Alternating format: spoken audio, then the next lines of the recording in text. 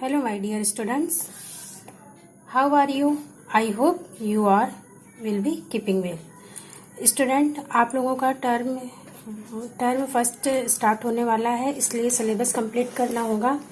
हम लोगों ने पिछली कक्षा में क्या पढ़ा था? चैप्टर नंबर 5 का चांद का कुर्ता कंप्लीट किया था, है ना। आज हम उससे रिलेटेड अभ्यास कर लेते हैं। ओके, सही उत्तर पर चिन्ह लगाइए। इस कविता में चांद किससे हट कर रहा है?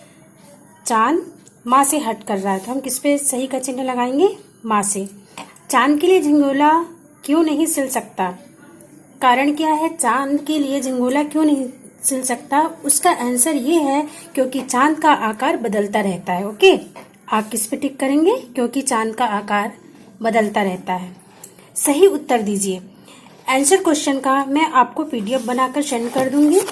ओके, प्रश्न नंबर 4 में भी चांद माँ से किस बात की हट कर रहा है, मैं पीडीएफ बनाकर सेंड करूंगी। सही वाक्य के सामने सही तथा गलत वाक्य के सामने गलत का चिन्ह लगाइए। चांद मिठाई की हट कर रहा था, गलत है, आप गलत का टिक लगाएंगे। चांद हमेशा एक नाप में दिखाई देता है, गलत।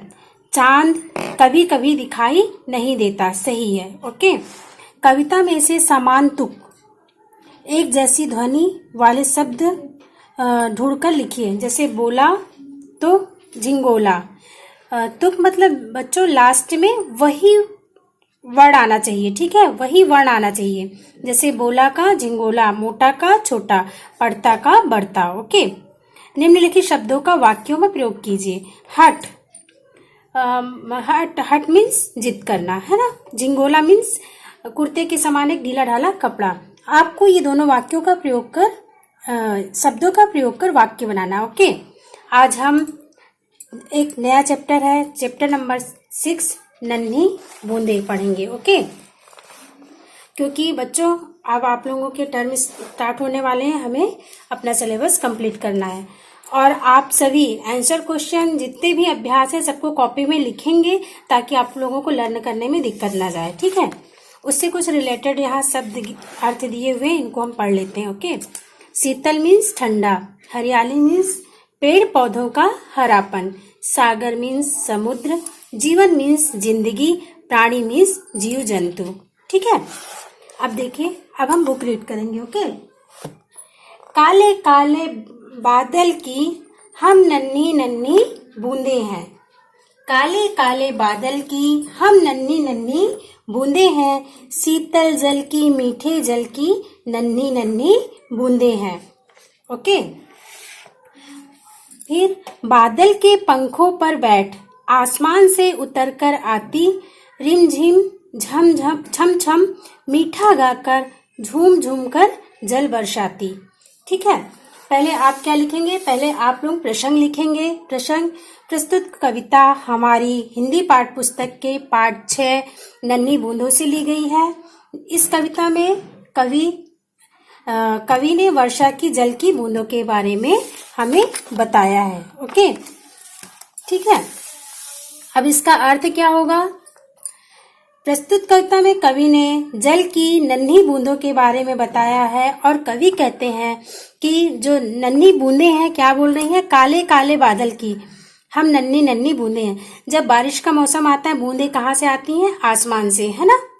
और शीतल मतलब ठंडी और मीठी जल की बूंदें बादल के पंखों पर बैठकर, सब ये कल्पना कर रहा है ना। कवि की कितनी प्यारी कल्पना है, कितना अच्छा उन्होंने इन बूंदों के बारे में शब्दों में पिरोकर कितनी प्यारी कविता लिखी है।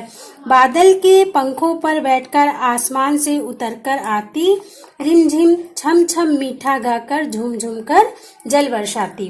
अब क्या है बच्चों? कवि कहते हैं कि ये बरसात की नन्ही बूंदें बारिश के समय जब बरसात होती है, तब ये नन्ही बूंदें काले काले बादल से शीतल एवं मीठी जल की बूंदें छोटी छोटी धरती पर पड़ती है।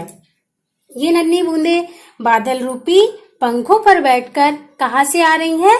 आसमान से आ रही हैं और रिमझिम छम छम छम छम मीठा गीत गाती हुई झूम झूम कर बरसती हैं। आप लोगों में भी बच्चों, आप लोगों ने भी देखा होगा, जब बारिश होती है तो एक रिमझिम सी ध्वनि सुनाई देती है ना, ये वही ध्वनि है। ओके, फिर सेकंड पैराग्राफ क्या है बच्चों? मुंह धो देती फूलों का हम, पेड़ों को हरियाली देती, जीवन उसको मिल जाता है जिस प्राणी को हम छू देती।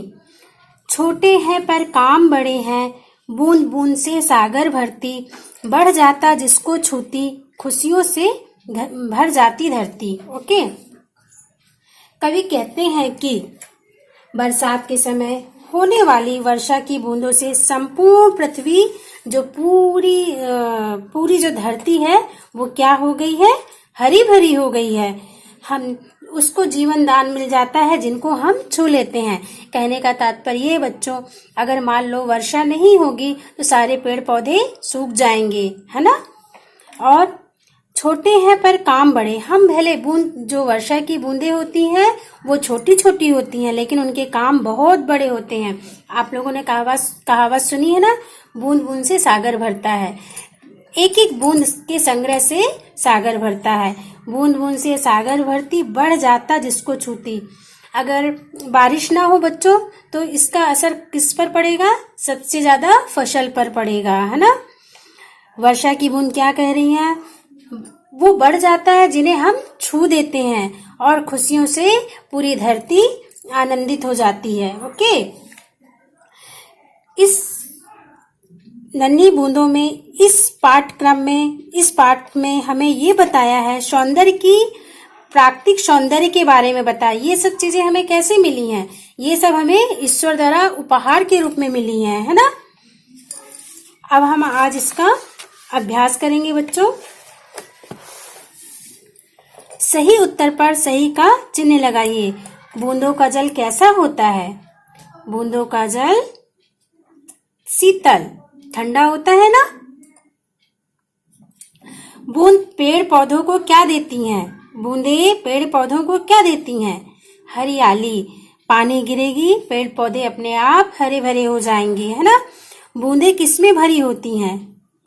बूंदे किसमें भरी होती हैं? बूंदे किसमें भरी होती हैं? इसको मैं आप लोगों को बताती हूँ, ठीक है, क्लियर करके। फिर प्रश्न नंबर दूसरा है, बूंदे कहाँ से आती हैं? बूंदे कहाँ से आती हैं? जितने भी आंसर क्वेश्चन है इसका मैं आप लोगों को PDF बनाकर सेंड करूंगी। ओके, फिर देखिए यहाँ क्या है आपके क्वेश्चन में, भाषा बोध। तुकान शब्द लिखिए। तुकान मीन्स जो लास्ट में आता है, या कह लीजिए राइमिंग वर्ड, है ना।